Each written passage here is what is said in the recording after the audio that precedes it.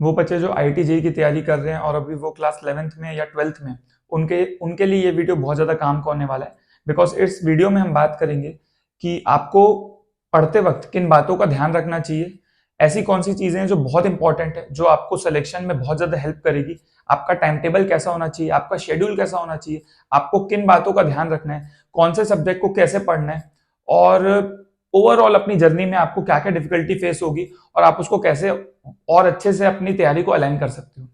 तो इस वीडियो में हम बात करेंगे वो बच्चों के बारे में जो किसी भी ऑफलाइन कोचिंग से जुड़े हुए हैं और वो अपनी तैयारी ऑफलाइन कर रहे हैं, क्योंकि आजकल कई बच्चे ऑनलाइन पढ़ रहे हैं, कई बच्चे ऑफलाइन पढ़ते हैं। मैं वो बच्चों के बारे में बात करूं जो ऑफलाइन पढ़ रहे हैं, है ना, और वो किसी डमी स्कूल से तैयारी कर रहे हैं, है ना, डमी स्कूल में एडमिशन लिए और वो डेडिकेटली आईआईटी के लिए पढ़ रहे हैं। ठीक है क्या? तो स्कूल गोइंग बच्चों के लिए भी एक वीडियो बनाएंगे, बट आज के वीडियो में हम उनके लिए बात कर रहे हैं जो सिर्फ कोचिंग जाते हैं, है ना, और बाकी टाइम को सेल्फ स्टडी करते हैं, प्रैक्टिस करते हैं। ठीक है। तो यार जनरली जो शेड्यूल होता है बच्चों का ना, किसी भी कोचिंग में जनरली 4 से 5 घंटे की पढ़ाई होती है डेली। ठीक है। डिपेंड करता है, 6 डेज वीक हो सकता है, 4 डेज वीक हो सकता है, ये डिपेंड करता है। ठीक है। अगर अपन बात करें कि रफली अगर हम 5 डेज अगर किसी की कोचिंग होती है, डेली 4 से 5 घंटे उसकी कोचिंग होती है, यार सीधी सी बात है ना, आपको अपने टाइम को बहुत एफिशिएंटली यूज करना पड़ेगा, बहुत ही ऑब्वियस सी बात है ना। सबको सबके पास 24 आवर्स है ना, ये हमारे ऊपर है कि हम वो 24 आवर्स को कैसे यूज करते हैं। राइट। सीधी सी बात है, अगर आप डेली 4 से 5 घंटा, है ना, कोचिंग जा रहे हो, आप मान के चलो कि आपके पास, है ना, अगर अपन 5 घंटा भी पकड़ लें, 5 घंटा पकड़ लें, अगर अपन 1 घंटे का ट्रैवलिंग भी हटा दें, है ना, डिपेंड करता है, किसी का ट्रैवलिंग कम होता है, किसी का ज्यादा होता है, बट अगर अपन कोचिंग और ट्रैवलिंग वगैरह मिला के 6 आवर्स भी मान लें, 6 आवर्स भी मान लें, तो आप समझे कि आपके पास 18 घंटा अभी भी बचा हुआ है ना। पूरे दिन में आपके पास 18 घंटे बचे हुए। लॉजिकली सोचो, है ना, लॉजिकली सोचो, 18 घंटे में आप बहुत कुछ कर सकते हो। सीधी सी बात है ना। देखिए यहाँ पर स्लीप स्लीप साइकिल बहुत इंपॉर्टेंट रोल प्ले करेगी, है ना। कई लोग क्या करते हैं, रात रात को जगते हैं, रात रात जग के पढ़ रहे हैं, जो कि मैं ऐसा मानता हूँ कि 11th 12th में जब आप जेई की तैयारी कर रहे हो, है ना, तो रात को आपको नहीं जगना है ना। मैक्स टू मैक्स आपको 12 बजे सो जाना है, मैक्स टू मैक्स आपको 12 बजे सो जाना है, मेरा ऐसा पर्सनली मानना है ना। और आप जल्दी उठे, आप 5 बजे उठे, 6 बजे उठे, वो आपके ऊपर है, लेकिन आपको बहुत ज्यादा लेट तक नहीं जगना है। ठीक है क्या? तो 12 बजे आप कोशिश करें 12 बजे सो जाएं, क्योंकि होता क्या है ना, जब हम लेट तक जगते हैं ना, तो आजकल क्या है, सबके पास फोन है, लैपटॉप है, आईपैड है, बहुत सारे इलेक्ट्रॉनिक डिवाइसेज हैं, इंटरनेट सबके पास होता है, तो ना डिस्ट्रैक्शन का स्कोप बहुत बढ़ जाता है ना। रात को क्या घर पे सब सो जाते हैं, डिस्ट्रैक्शन का स्कोप बहुत बढ़ जाता है, तो उसमें पढ़ाई होगी कि नहीं होगी ये डिपेंड करता है ना। ये डिपेंड करता है आपका फोकस कितना स्ट्रांग है ना, आपका फोकस कितना स्ट्रांग है और आप कितना ज्यादा एकाग्रित कर सकते हो अपने दिमाग को। ठीक है। तो मेरा पर्सनली मानना है आप 12 बजे के बाद ज्यादा ना जगे, है ना। 6 घंटा सोए, 6 घंटा बहुत है मेरे हिसाब से, है ना। 6 to 6.5 आवर्स, है ना, 6 to 6.5 आवर्स की स्लीप मेरे हिसाब से मोर देन सफिशियंट है ना। तो आप 6 घंटे के आसपास सोए, है ना। तो आप सोचो अगर आप 6 घंटा भी सो गए, आपके पास 12 घंटे बचेंगे, 12 घंटे बचेंगे, जिसमें से अपन 2 घंटा माइनस कर लेते हैं ना, 2 घंटा माइनस कर लेते हैं इधर उधर, है ना, खाना पीना थोड़ा बहुत। ठीक है। रिफ्रेशमेंट में आप 2 घंटा हटा दो, फिर भी आपके पास 10 घंटे बच जाएंगे। ठीक है क्या? अब ये 10 घंटे आपके ऊपर है ना। 10 घंटे का आप क्या यूज करते हो ये आपके ऊपर है। 10 घंटे में आप कितनी देर फोन चलाना है, आपको कितनी देर लैपटॉप चलाना है, कितनी देर टीवी देखना है, ये आपके ऊपर है। अगर आप, मैं विश्वास मानिए, मैं आपको बता रहा हूँ, ये 10 घंटे में अगर आप 8 घंटा भी अगर क्वालिटी और एफिशिएंट स्टडी करते हो, है ना, आप बहुत अच्छा कर सकते हो। अब क्या है ना, डेली आप कम से कम डेली 2 सब्जेक्ट पढ़े, है ना। अगर आप आईआईटी की तैयारी करो, आपको फिजिक्स केमिस्ट्री मैथ्स पढ़ना है, आपको फिजिक्स केमिस्ट्री मैथ्स पढ़ना है, डेली आप कम से कम 2 सब्जेक्ट पढ़ें, है ना। कई बार 3 सब्जेक्ट नहीं हो पाते, है ना। मैं ऐसा नहीं बोलूंगा कि देखो भैया 8 घंटे हैं, इसको आप ब्रेक कर लो, आप समझो 3+3+2 में, कि भैया आप 3 घंटा मैथ्स पढ़ लेना, 3 घंटा फिजिक्स पढ़ लेना, 2 घंटा केमिस्ट्री पढ़ लेना, या जो भी इंटरचेंज कर लेना। मैं ऐसे बोलूंगा नहीं, क्योंकि पर्सनली मैं ये मानता हूं कि फॉर एग्जाम्पल मैं मैथ सॉल्व कर रहा हूं, अगर मैं मैथ सॉल्व कर रहा हूं और मैं फ्लो में हूं एकदम, मेरे से क्वेश्चन हो रहे हैं, फ्लो में हूं मैं, और मैं 3-4 घंटा लगातार कर रहा हूं, तो अगर मैं फ्लो में हूं तो मैं पूरा उस फ्लो में उस चैप्टर को निपटा दूंगा। पर्सनली मैं तो ये करूंगा। ऐसा नहीं कि मैं अपना फ्लो तोड़ दिया कि सर मैं टाइमर लगाया था, मैं 3 घंटा मैथ्स पढ़ूंगा, वो टाइमर खत्म हो गया सर, अब सर मैथ्स में मेरा फ्लो चल रहा है लेकिन मैं जबरदस्ती दूसरा सब्जेक्ट उठा लिया, तो कोई मतलब नहीं है ना, क्योंकि आपने फ्लो तोड़ दिया। उस फ्लो में क्वेश्चंस हो रहे तो फ्लो में निपटाओ चैप्टर को। क्योंकि क्या है ना, क्योंकि क्या है, वो फॉर्मूला आपके दिमाग में बैठ जा रहे हैं, वो स्टेप्स आपके दिमाग में बैठते जा रहे हैं, तो फ्लो को खत्म, फ्लो में चलो, मेरे हिसाब से तो ऐसा है। ये किसी भी सब्जेक्ट के लिए वैलिड, भाई केमिस्ट्री करे जा रहे हो रहा है फ्लो, फ्लो में निपटा लो उसको। तो मेरे हिसाब से फ्लो के साथ चलना चाहिए। क्योंकि मैं फ्लो में चलने में विश्वास रखता हूं, तो मैं ये मानता हूं कि दिन में आप 2 ही सब्जेक्ट पढ़ें, या तो फिजिक्स केमिस्ट्री पढ़ लें, केमिस्ट्री मैथ्स पढ़ लें, मैथ्स फिजिक्स पढ़ लें, जो भी। दिन में आप दो सब्जेक्ट अच्छे से खत्म कर दें, अच्छे से 2 सब्जेक्ट आप दिन में खत्म कर दें, मैं पर्सनली इसमें बिलीव करता हूं। क्योंकि एटलीस्ट जब आपका सिलेबस चल रहा है ना, सिलेबस खत्म होने के बाद हम मॉक टेस्ट दे रहे हैं, रिवीजन कर रहे हैं, तब की बात नहीं कर रहा हूं। मैं वो बच्चों की बात करूं जिनका सिलेबस अभी चल रहा है ना, जो क्लास 11th में पढ़ रहे हैं, क्लास 12th में पढ़ रहे हैं। तो मेरे हिसाब से तो जो बहुत इंपॉर्टेंट, मैं जिस चीज पे विश्वास करता हूँ, go with the flow, go with the flow, flow के साथ चलो भाई, बहुत सही रहता है ना। मोमेंटम, मोमेंटम बना रहता है तो चीजें आसान लगती है ना। फ्लो टूट जाता है, दिक्कत होती है। आप सोचो ना, आपको फॉर्मूले याद है, फॉर्मूले याद है, क्वेश्चंस करने में बड़ा मजा आता है क्योंकि याद है फॉर्मूले, फटाफट फटाफट चीजें होती चली जाती है, तो क्या बड़ा कॉन्फिडेंस आता है, अच्छा लगता है, और ज्यादा सॉल्व करने का मन करता है। देखिए ज्यादा ज्यादा सॉल्व कौन करता है, जिसको, जिससे क्वेश्चंस हो रहे हैं, क्वेश्चंस हो रहे हैं, तो फिर और लगता है हाँ और करो और करो और करो, आपको एप्रिसिएशन मिलेगा, आपके मार्क्स आएंगे, तो आपको और ज्यादा पढ़ने का मन करेगा। बट ऑब्वियस है, राइट। तो आप एक गो में चीजें करें, है ना, चीजें करें, 50-60 क्वेश्चंस करते जाएं, करते जाएं। ऐसा नहीं कि सर मैं सोचा था 10 क्वेश्चन करूंगा, 10 हो गया, मैं फुल स्टॉप लगा के बंद कर दिया कॉपी। आपको लग रहा है 10 हो गया, आप फ्लो में चलो ना, आप आगे बढ़ो। देखिए अपना जो, क्या बोलना चाहिए, अपने लिमिट को एक्सीड करो, तो काम होगा, तो काम होगा। ऐसे तो आप सोचो ना, मैं आपको, विश्वास मानिए, विश्वास मानिए, ये 8 घंटा भी मैं आपको अच्छा 8 घंटा ऐसा नहीं, 8 बोले तो फिर सर मैं गिन रहा हूं बैठ के टाइम की, आज मैं सुबह 2 घंटा पढ़ा, गिन गिन के तो नहीं पढ़ोगे, ऑब्वियस सी बात है ना। लेकिन वो फील आ जाना चाहिए कि हाँ भाई, मेरा कितना, मतलब कितना मेरे से हो जा रहा है, राइट। तो वही मैं आपको बता रहा हूँ, 4 से 5 घंटा आपकी कोचिंग होती है, 1 घंटा ट्रैवलिंग मान लेते हैं, अगर कोई दूर रहता है, पास में रहता है तो उसको जल्दी भी हो जाता है, कई लोग हॉस्टल में रहते हैं, डिपेंड करता है, खैर, है ना। 6 to 7 hours more than enough है स्लीप, 6 to 6.5 तो मोर देन इनफ हो गया। मैं आपको 6.5 घंटे तो बहुत हो गए, क्योंकि एकदम ज्यादा भी सोओगे तो आलस आएगी, एकदम कम सोओगे तो नींद आएगी। तो क्या 6.5 मेरे हिसाब से तो एक आइडियल है, मतलब ये सबका हो जाता है इसमें, सबका हो जाता है इसमें, ठीक है। और आप इन चीजों का मेनली ध्यान रखें। सब्जेक्ट वाइज बात करें यार, मैथमेटिक्स का टीचर हूं, मैथमेटिक्स पे थोड़ी ज्यादा बात करूंगा यार। क्लास 11th के बच्चे तो ये मान के चलो, है ना, कि अपने बेसिक क्लियर करें, है ना, बेसिक चैप्टर्स जो होते हैं, जैसे क्वाड्रेटिक इक्वेशन हो गया, क्वाड्रेटिक इक्वेशन, सीक्वेंस सीरीज हो गया आपका, ट्रिगो के फॉर्मूले हो गए, है ना, पीएनसी बाइनोमियल के बेसिक्स हो गए, है ना। फंडामेंटल्स पे फोकस करें आप थोड़ा, क्योंकि वो अल्टीमेटली सब जगह यूज आएगा, अल्टीमेटली सब जगह यूज आएगा। तो आप फंडामेंटल्स पे फोकस करें, ज्यादा ज्यादा क्वेश्चंस करें, ठीक है। इन जनरल जेई में 12th का वेटेज ज्यादा होता है, 12th का वेटेज ज्यादा होता है, तो जो क्लास 12th में बच्चे हैं वो 12th पे ज्यादा फोकस करें। 11th के कोई टॉपिक अगर रह गए, वीक रह गए, क्वेश्चंस कम हुए, कोई ज्यादा लोड लेने की जरूरत नहीं है, बाद में देखेंगे उसको। बट अभी आप 12th के टॉपिक्स पे फोकस करें, क्योंकि अल्टीमेटली वो आपको 12th के बोर्ड एग्जाम्स में काम आएगा, प्लस जेई में भी उसका, जितना मैंने देखा है, 55 to 60% वेटेज ना 12th का रहता है। तो 60-40 टाइप्स रहता है, विश्वास मानिए आप, है ना, ये रहता है, तो अपन उसको लेके चलें। तो 12th ऑब्वियसली ज्यादा इंपॉर्टेंट है, राइट।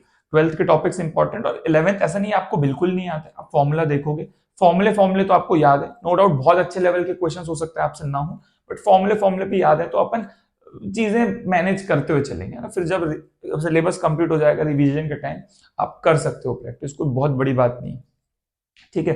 तो 12th के टॉपिक्स में यार देखिए, कैलकुलस से 12th की स्टार्ट होती है ना, कैलकुलस से स्टार्ट होता है ना, फंक्शन से स्टार्ट होता है, फंक्शन, लिमिट, कंटिन्यूटी, डिफरेंशियबिलिटी से, इस ऑर्डर में हम चलते हैं।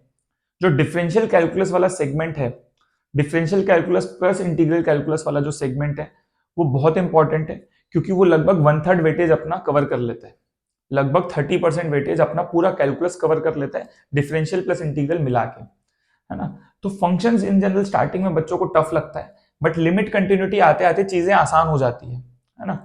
आप समझ रहे हो, तो ये सब चैप्टर्स आप बहुत अच्छे से प्रैक्टिस करें, क्योंकि अल्टीमेटली ये स्कोरिंग चैप्टर्स हैं। विश्वास मानिए कैलकुलस बहुत ज्यादा स्कोरिंग है, जेई मेंस में तो बहुत इजी आता है कैलकुलस, एडवांस में फिर भी अच्छे क्वेश्चंस बनते हैं, बट अगर आप एक डिसेंट लेवल पे प्रैक्टिस करोगे तो आप चीजें क्रैक कर लोगे। ठीक है, तो कैलकुलस एक बहुत ही इंपॉर्टेंट सेगमेंट है जिसको आपको स्ट्रॉन्ग करना है ना, क्योंकि एल्जेब्रा में क्या होता है, कई बार क्वेश्चन फंस जाते हैं, कैलकुलस में आपकी प्रैक्टिस है तो आप उससे निकल जाते हो मोर और लेस, मैंने ऐसा देखा है। ठीक है, इसके बाद 12th में आगे जो चैप्टर्स आएंगे जैसे प्रोबेबिलिटी हो गया, वेक्टर 3D हो गया।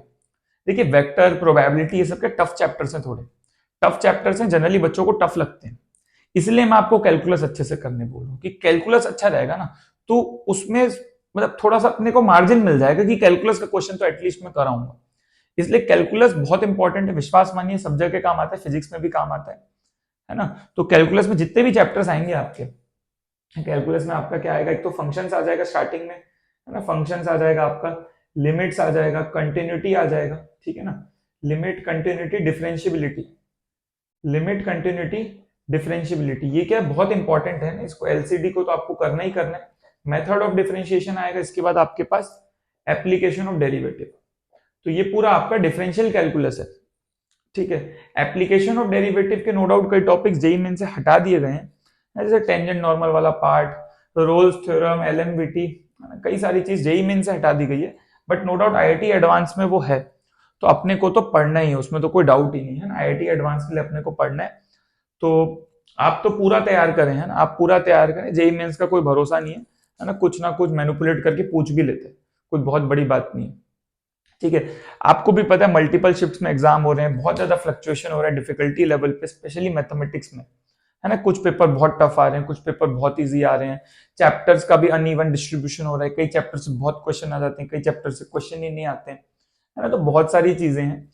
तो हम एज अ स्टूडेंट अगर तैयारी कर रहे हैं तो मैं तो ऐसी तैयारी करूं कि भाई कुछ भी पेपर दे दो मैं तो फोड़ दूंगा, है ना, ऐसा नहीं है कि भाई मैं मान लो बायनोमियल मेरा तैयार नहीं था, बायनोमियल से ही 5 क्वेश्चन आ गए, है ना, तो अपन सब चैप्टर्स करके जाएं, सब कि भाई अगर अनइवन डिस्ट्रीब्यूशन भी हो जाए तो मेरे को लॉस ना हो उससे, क्योंकि मेरी तैयारी तो पूरी है ना, तो मैं तो कोई भी चैप्टर तो मैं कर लूंगा। अच्छा, मैथ्स के बारे में और आपको एक चीज बताऊं, देखिए प्रैक्टिस जो है ना, प्रैक्टिस का गेम है, मैं आपको विश्वास मानिए मैं 6 साल से पढ़ा रहा हूं, प्रैक्टिस का बहुत बहुत बड़ा गेम है ये, है ना, प्रैक्टिस आपको इतनी ज्यादा करनी है ना, हालत खराब करनी है आपको, आपको मतलब विश्वास मानिए इतने क्वेश्चंस आपको रट जाने चाहिए, मतलब कई क्वेश्चंस तो आपको देख के पता होना चाहिए कि ऐसे ऐसे होगा, ऐसे ऐसे होगा। जैसे कई बार बच्चे डाउट पूछने आते हैं, मैं बता दो देखो ऐसे ऐसे हो जाएगा, कई बार आंसर भी याद हो जाते हैं, तो कई बार क्या है ना, देखिए उसको आप दो तरीके से देखो, आप सोचो ना इतना ज्यादा कर रखा है कि क्वेश्चंस का फ्रेमवर्क देख के समझ आ जाता है कैसे होगा। नो डाउट नए क्वेश्चन आएंगे, आपको सोचना पड़ेगा, उसमें कोई डाउट नहीं है, एडवांस लेवल पर नए क्वेश्चन आएंगे, बट विश्वास मानिए मेंस में देखे हुए क्वेश्चन आएंगे। हमको ऐसी तैयारी करनी है कि मेंस में मतलब सारे क्वेश्चन मेरे देखे हुए हैं, मैं आपका पेन चलाना है, देखो ऐसे ऐसे खट खट खट कर देंगे अपन, तो अपने को ऐसी तैयारी करनी है। फंडामेंटल बहुत स्ट्रांग रखे, डाउट्स आप पूछे हैं ना, आप डाउट्स एकदम क्लियर रखें ना, दोस्तों से डिस्कस करें, टीचर से डिस्कस करें, है ना, अपने आप में ऑनेस्ट रहें, अपने ऊपर काम करें। अगर अपन अपने ऊपर काम कर रहे हैं ना, देखिए लाइफ में आप जेई बहुत छोटी चीज है, आप हर जगह बहुत अच्छा करोगे, आप चाहे आईआईटी जेई की बात नहीं है, बोर्ड्स की बात नहीं है, कोई कॉलेज की बात नहीं है, कोई कंपनी में काम करने की बात नहीं, ये बात है इन जनरल में जो भी करूंगा मैं स्टार्टअप में बिजनेस कुछ भी करूंगा मैं, अगर मैं खुद से ऑनेस्ट हूं तो आप विश्वास मानिए उस फील्ड में आप फोड़फाड़ मचा देंगे, राइट। तो ऑनेस्टली पढ़े, है ना, मैथमेटिक्स, देखिए जनरली क्या होता है ना, जनरली मैथ सबसे टफ लगती है लोगों को, क्योंकि क्या है ना, लोग हो गए हैं आलसी एक नंबर के, उनको पेन नहीं चलाना है, उनका ऐसा है कि सर मेरे को एक कहानी सुना दो और मेरे से क्वेश्चन हो जाए, जो कि इसमें काम करेगा नहीं, क्योंकि अल्टीमेटली आप पेन चलाओगे तभी आपसे सवाल होंगे, है ना, आपको घिसापिटी करनी पड़ेगी, अगर आप घिसापिटी करने के लिए रेडी हो तो आपको सब्जेक्ट बड़ा अच्छा लगेगा, आपको सब्जेक्ट से प्यार हो जाएगा, आप क्वेश्चंस करोगे, नो डाउट करोगे, बहुत सारे करोगे। अगर आप दूर भागोगे तो आप दूर भागते ही रह जाओगे, फिर तो उसका आप बड़ी दुविधा में आ जाओगे, मैं आपको बता रहा हूँ, राइट। तो आपको सब्जेक्ट के नेचर को समझना है और उसके अकॉर्डिंग अपनी तैयारी करनी है, सीधी सी बात है, राइट।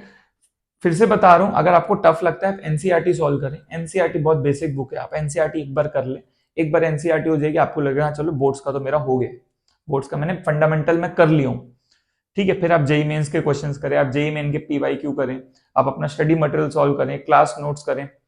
मैं तो ये मानता हूं पर्सनली, अगर आप क्लास नोट्स अच्छे से कर लोगे, अपना स्टडी मटेरियल पूरा घिस दोगे, स्टडी मटेरियल 2 से 3 बार आप घिस दो, पूरा आपको पूरा गो थ्रू हो जाना चाहिए, नोट्स पूरा आप कर लो, पीवाईक्यूज कर लो पिछले 3 से 4 साल के। आप बहुत अच्छा करोगे, बहुत अच्छा परफॉर्म करोगे, आप इतना अगर कर लोगे। प्रॉब्लम ये है हम इतना भी नहीं करना चाहते, दैट्स द प्रॉब्लम। हमारी सेटिंग ही नहीं है। हम अगर 3-4 घंटे लगातार पढ़ते हैं, आप विश्वास मानिए बच्चे 1 घंटा अगर पढ़ाई कर रहे हैं ना, उसमें 5 बार तो फोन उठा लेते हैं कि भाई नोटिफिकेशन आ गई, कोई चेक कर लेता हूं मैं कि कितने लोग मेरी स्टोरी लाइक किए, कितने लोग ने क्या किया, कितने लोगों ने रिक्वेस्ट भेजी, कितना लोगों को क्या है ना, वहां दिमाग बुद्धि ज्यादा चल रहा है। लोग क्या है ना 3 घंटा फोकस के साथ पढ़ना नहीं चाहते कि भाई मैं वहां बुद्धि लगा दूं, कि भाई मान लो मैं कोई चैप्टर पढ़ा हूं, मान लो मैं कुछ भी पढ़ रहा हूँ, मैं फंक्शंस पढ़ रहा हूँ, लिमिट्स पढ़ रहा हूँ, मैं कंसेप्ट में दिमाग लगाऊं, पीरियोडिक फंक्शन है, इवन ऑड है, भाई मैं फंक्शन का क्वेश्चन करूं, मेरे दिमाग में क्या होना चाहिए कि पीरियोडिक फंक्शन का क्वेश्चन है, क्या मैनिपुलेशन कर सकते हैं, ग्राफ से करूं, कैसे करूं, वो बुद्धि लगानी है। लोग क्या सोचते हैं, लोग अपनी दुनिया में रहते हैं, है ना। तो वही बात है, जो काम मैं कर रहा हूं अगर उस पर मेरा फोकस है, तो मैं वही पता नहीं 8 घंटा अगर आपका क्वालिटी स्टडी है तो बहुत अच्छा हो जाएगा। लेकिन तुम सोचो मैं 8 घंटा नहीं, मैं 12 घंटे पढ़ रहा हूँ, 13 घंटे पढ़ रहा हूँ, लेकिन आधा टाइम मैं क्या सोच रहा हूँ, आधा टाइम तो मैं कुछ और ही सोच रहा हूँ कि मैंने फोटो डाला था, उसमें लाइक नहीं आया, उसमें कमेंट नहीं आया, मैं वो सोच रहा हूँ। बताओ, मैं सोच रहा हूँ कि यार मैंने रिक्वेस्ट भेजी थी, उसने एक्सेप्ट नहीं की, मेरे दिमाग में ये चल रहा है। कहाँ से सिलेक्शन होगा भाई, दूर दूर तक सिलेक्शन नहीं होगा, तो तुम डिजर्व ही नहीं करते ना। आईआईटी तुम्हारे लिए तो बना ही नहीं है फिर। आईआईटी उनके लिए है जो बोलते हैं भैया ये हटाओ। आईआईटी में कौन सेलेक्ट होगा, अच्छी टॉप रैंक किसकी आएगी आप सोचो। जो बोलता है भाई ये क्या इंस्टाग्राम फेसबुक क्या होता है, कुछ नहीं होता, कचरा हटा दो, कोई दिक्कत नहीं, उसके बिना जिंदगी जी के दिखा देते हैं, चलो। मैं बोल रहा हूँ, आप एक हफ्ता बिना फोन के रह के दिखा दो, चलो मान जाऊंगा मैं आपको। एक हफ्ता आप बिना फोन के रह, एक हफ्ता आप फोन अपना फेंक दो साइड में, एक हफ्ता आप अलमारी में बंद करके रख दो अपना फोन, चलो एक हफ्ता आप बिना फोन के जिंदगी जी के देखो, आपको समझ में आ जाएगा। और आप ऑफलाइन काम करो पूरा पूरा। ऐसा भी नहीं कि फोन से ही सब कुछ होता है, ऐसा कुछ भी नहीं है यार। लोग आजकल ना, सर मैं वीडियो देख के पढ़ाई करता हूँ, सर मेरे नोट्स फोन में है, मैं पीडीएफ देखता हूँ, लोग ये सब बहानेबाजी है। देखिए सब कुछ मैनेज होता है। मैं बोल रहा हूँ आप एक हफ्ता बिना फोन के रह के देखो, आप फिर आप मेरे को आके बताना कि कैसा लगा। और इतना कोई जरूरी नहीं है कि सर वो मेरा एक सर मैसेज छूट जाएगा, एक मेरा सर वो रिप्लाई नहीं देंगे सर मेरे को, उसको तो 1 करोड़ का मेरा नुकसान हो रहा है। ऐसा तो कुछ है नहीं कि तुम्हारा कोई बहुत बड़ा बिजनेस चल रहा है कि सर मैं कॉल मिस हो गया सर मेरा 50 लाख का नुकसान हो गया, ऐसा तो है नहीं। है ना, स्टूडेंट हो, तुमको क्या पढ़ाई करना है, पढ़ाई के अलावा काम नहीं है। बिना फोन के यार, हम बिना फोन के सेलेक्ट हुए, हमारे पास तो फोन भी नहीं होता था। तो ये सब तो क्या है, देखिए आप देखिए आपको डिस्ट्रैक्शन मिनिमाइज करने की मैक्सिमाइज करना है, ये आपके ऊपर है। राइट, आपकी पढ़ाई है, आपका फ्यूचर है। राइट, आपके घर वाले भाई आपके कॉलेज की फीस भी भर देंगे, है ना। आप फीस भर देंगे, जब आपकी जॉब लग जाएगी तो आपसे पैसे तो मांगेंगे नहीं। मेरे हिसाब से मैक्सिमम लोग तो नहीं मांगेंगे। ऐसा नहीं आपकी 20 लाख की जॉब लगी, चलो पूरे ऐसे तो मिलेगा, बचपन से जितनी पढ़ाई कराया था पूरे पैसे वापस दो हमको, ये तो करेंगे नहीं। वो आप वो चाह रहे हो आप अच्छा कर लो, है ना। अब तो आपकी ऑनेस्टी और आपका सिंसियरिटी कि आप कैसा काम कर रहे हैं, सीधी सी बात है। राइट, तो अपन थोड़ा अपने ऊपर काम करें, अपने अंदर झांक के देखें कि हम क्या सच में जो करना चाहिए, जो मेहनत करनी चाहिए, क्या हम कर रहे हैं। क्या हम एक्सक्यूज दे रहे हैं अपने आप को हमेशा, क्या हम अपने आप को हमेशा एक्सक्यूज दे रहे हैं कि सर मेरी तबीयत खराब हो गई, ये हो गया वो हो गया। एक तबीयत खराब हो गई तो उसका ध्यान भी आपको ही रखना है। राइट, तबीयत खराब हो गई तो वो आपकी जिम्मेदारी है ना भाई, आप उल्टा सीधा नहीं खाओ, स्लीप साइकिल अच्छा रखो, थोड़ा सा एक्सरसाइज करो, तो ये आपके ऊपर है ना। ऐसा कोई आपको जबरदस्ती फोर्स करके तो कुछ होता नहीं है ना। तो आप अपना ध्यान खुद रखें, है ना, तो सीधी सी बात है, तो ही अपना काम होगा। ठीक है, सब्जेक्ट का नेचर समझे, सब्जेक्ट का नेचर समझे, उसके अकॉर्डिंग तैयारी करें। राइट, तो ये सब चीजें मुझे लगता है बहुत मैटर करती है, बहुत मैटर करती है। विश्वास मानिए मैं जो बता रहा हूँ अगर आप फॉलो करेंगे आपको बहुत ज्यादा फायदा होगा, है ना। आप कमेंट में खुद आके बताओगे कि हाँ सर सही बात है सर, बड़ा हो रही है चीजें, हो रही है चीजें सर, और इम्प्रूवमेंट होगा, डेफिनेटली इम्प्रूवमेंट होगा। विश्वास मानिए आप एक बार, मैं मान के चल रहा हूँ कि आप वीडियो देखते हो तो आप पॉइंट्स नोट करते होगे शायद, कि ये मैं लिख लेता हूँ सर एक जगह, शायद ये अपनी स्टडी टेबल के सामने भी चिपका देता हूँ सर, कोई पॉइंट अच्छा लग गया उसको लिख लिया सर मैं। ठीक है, तो ये चीज मैं जस्ट आपको बोलना चाहता था। ठीक है, बाकी आप तैयारी करें, है ना, और ऑल द बेस्ट।